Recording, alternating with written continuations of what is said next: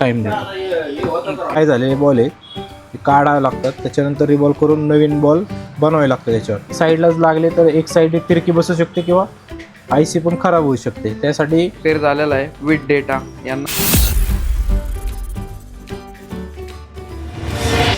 हा S23 ultra mobile आहे. आता तुमचा मोबाईल डायरेक्ट बंद पडला किंवा डेड झाला असं म्हणतात, किंवा सर्व्हिस सेंटरला बाहेर कुठं पण गेलं तर म्हणतात याचा मदरबोर्डचा प्रॉब्लेम आहे. तर हे नेमका ओळखायचा कसा, की किंवा मोबाईल रिपेअरिंगमध्ये दुकानात गेल्यावरती ते आपल्याला सांगतात की तुमचा मदरबोर्डचा प्रॉब्लेम आहे, तर कसं काय फाइंड आउट करतात ते आपण जाणून घेऊया. तर अँड्रॉइड टेक्निशियन बसलेले आहेत आपले. सर सांगा बरं, काय कसं काय चेक करता तुम्ही याचं रीडिंग वगैरे. हा स्मार्ट चार्जर आहे, याच्यामध्ये रीडिंग 1 to 1 येते.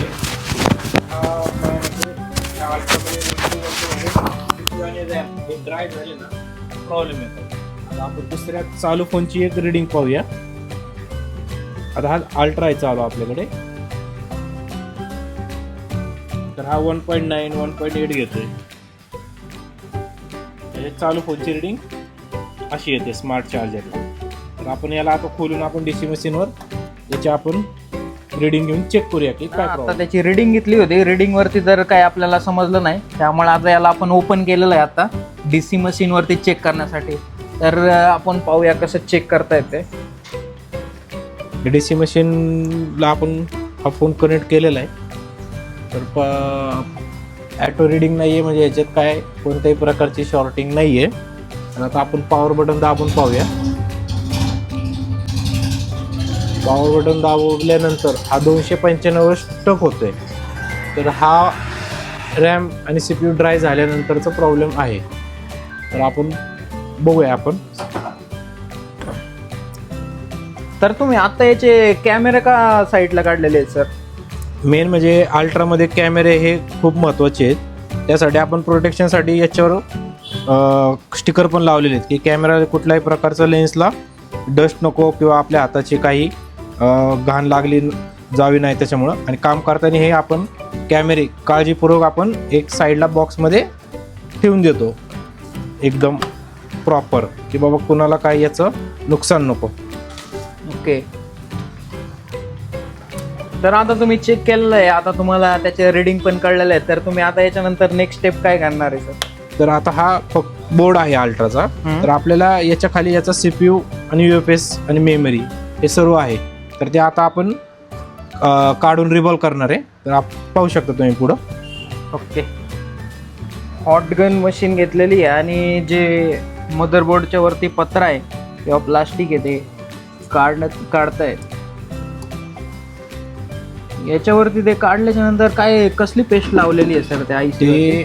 हे थर्मल पेस्ट असते की मोबाईल हिटिंगमध्ये तो सेन्स करून घेतो. म्हणजे आपला जो IC असतो मदरबोर्डचा तो जास्त हिट न व्हावा त्याच्यासाठी लावलेले असते. हा, फार बारीक काम आहे हा हे भरपूर.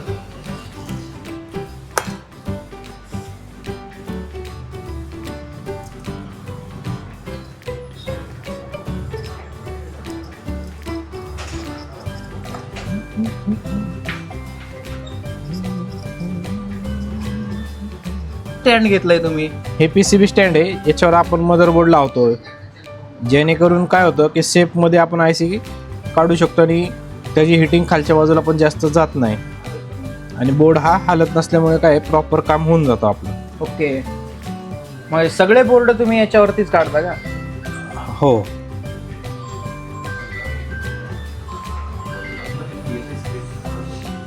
पाहू शकता तुम्ही हिटिंग मशीननी आहे ना आपले जो बोर्ड होता S23 अल्ट्राचा त्याची IC उचलत आहे रॅम. त्यामुळे ती लेन्सला प्रेशर बसला ना, आता सुद्धा ते काळा स्पॉटला तुम्ही प्रेस केला ना तर आखा डिस्प्ले मला परत जा.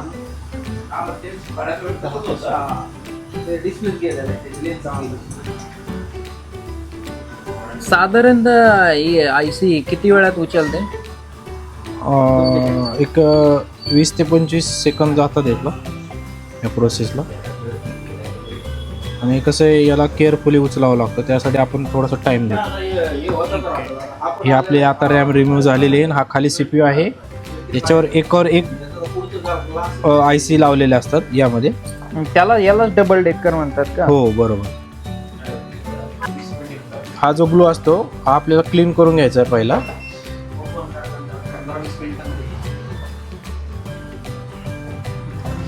हा क्लीन का करतो आपण? एकदा काढल्यानंतर हे कसे बॉल आता काळे पडलेले असतात, हे आपल्याला रिफिक्स करावं लागतात. मग रिवॉल्व करून आपण परत रिइन्स्टॉल केल्यानंतर फोन चालू होतो. हे जे बॉल आहेत नाही काही कालांतराने गरम होऊन जास्त मोबाईल यूज होऊन हे ड्राय होतात. हे कोणचं लिक्विड टाकलंय सर तुम्ही त्याच्यात? हे पेस्ट आहे आणि आता हे पेस्टमध्ये आपण आता हे शोल्डर फिरवत आहे.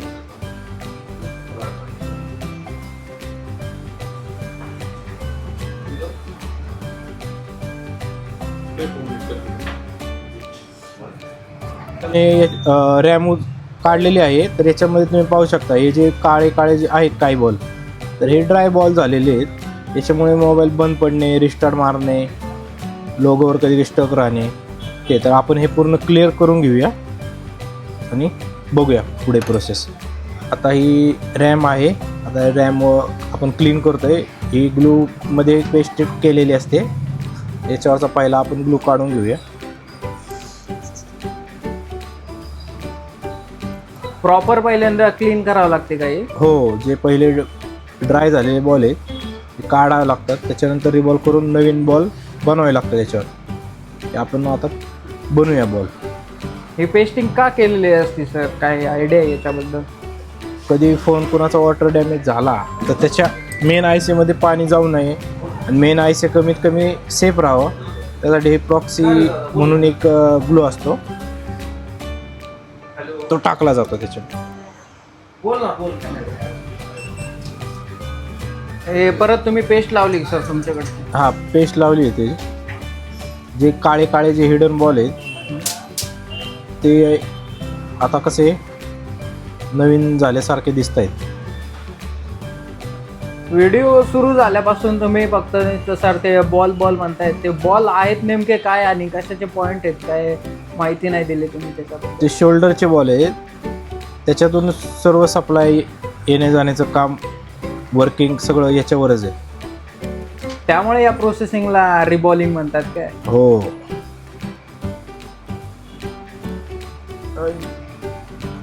आपण हे आता आय सी मध्ये पीपीडी फिल करून घेतो. ह्या वरती टेन्सिल ठेवलेली आहे तर ही पीपीडी पूर्णपणे प्रॉपर लागलेली आहे. आता याच्यावर हिटिंग मारणार आहे आपण.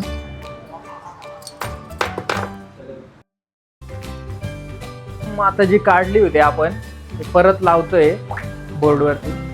त्याला पाहू शकता तुम्ही याला पूर्ण रिव्हॉल्व केलेली आहे रॅम. आता आपण हे सीपीयूच्या वरती फिक्स करणार आहे. त्याची अलाइनमेंट करून घेऊया आपण.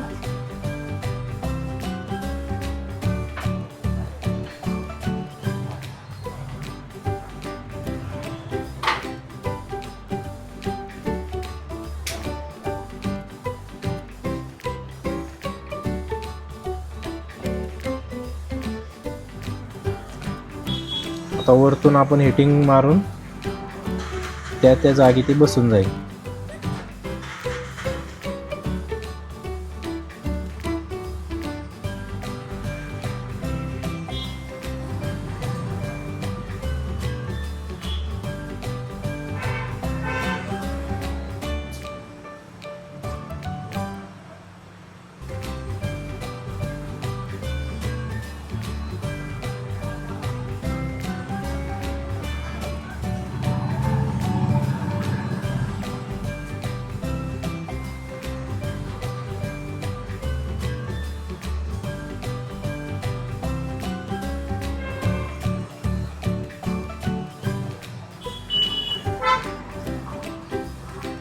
याला तुम्ही कंटिन्युअसली मूव्ह करताय का बरं? एका जागी स्टेबल ठेवल्यावरती होत नाही का ते परफेक्ट फिटिंग? नाही, आय सीला चारही बाजूनी प्रॉपर हिट लागली ना ती बसते. एक साईडलाच लागले तर एक साईड तिरकी बसू शकते किंवा आय सी पण खराब होऊ शकते. त्यासाठी हात हा मुवेबल ठेवायला लागतो. आता आपली बसलेली आय सी. आता बोर्ड थोडासा गार झाल्यानंतर आपण चेकिंग करूया. तर आता याला बोर्ड लावलेला आहे आणि आपण चालू करून पाहूया आता काय फायनल त्याचं काय रिझल्ट आहे. आणि तुम्ही पाहू शकता ज्याच्यावरती आपण CPU आणि रॅम म्हणजे रिबॉलिंग करून काम केलं होतं तोच मोबाईल आता त्याला फिट केलेला आहे आणि त्याच्यावरती सॅमसंगचा लोगो आलेला आहे. म्हणजेच जे आपण रॅम रिबॉल केली होती ती परफेक्ट याला बसलेली आहे, त्यानंतरच हा लोगो येतो याला मोबाईलला.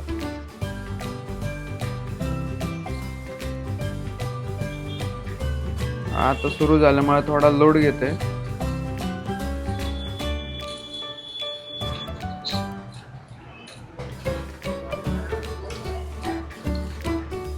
आणि अशाच पद्धतीने आपला मोबाईल S23 अल्ट्रा रिपेअर झालेला आहे विथ डेटा. यांना पॅटर्न आला आहे म्हणजे याचा डेटा सगळा सेफ आहे आखा.